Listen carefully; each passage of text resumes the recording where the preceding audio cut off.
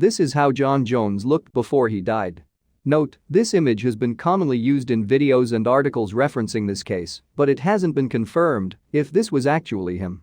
Nonetheless, he was trapped upside down in a tight part of the cave, called the birth canal as this depicts. On November 24, 2009, John Jones went spelunking with his family and friends at Utah's Nutty Putty Cave. It was not uncommon for him to do this as he was an experienced spelunker and had done it many times before. Even as a child, he explored caves like this often with his father and brother. So, as a beforehand celebration to the Thanksgiving holiday, the family decided to go again for a bit of fun and quality family time together. Sadly, it quickly became a trip the family would never forget for all the wrong reasons. John decided to go a bit ahead of his family and came across a narrow part of the cave that was angled awkwardly. As a kid, he loved going through spots like this and forgot that his 26-year-old self was a lot bigger than his 10-year-old self. He decided to go head first, seeing a larger, more open part of the cave ahead where he'd be able to maneuver his body better. Yet, the more he inched forward, the more stuck he became.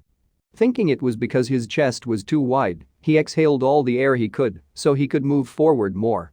Although this worked in the short term, returning back to his normal breathing and chest expansion is what ultimately got him permanently stuck. John's brother was the first to find him and tried to help him out to no avail. The two devout Mormons did the only other thing they could think to do: pray. "Save me for my wife and kids," John said. His brother then went to the top of the cave to get help. They were 400 feet into the cave and 100 feet below the Earth's surface. Rescuers came soon after and got to him by 12 a.m. on November 25, 2009. At that point, John had been trapped for 3 grueling hours. Over the next 24 hours, more than 100 rescuers came to try to get John out. They even tried a system of pulleys and ropes to maneuver his body out, but that didn't work because one of the pulleys was attached to a cave wall that was primarily clay, thus being too weak to hold all of that weight. With no hope of rescue, John knew he was going to die. His heart had to pump extra hard to get blood to his brain due to the angle he was at, and the rescuers had no other viable plans to save him in time. Shortly before midnight of November 25, 2009, John was pronounced dead from cardiac arrest.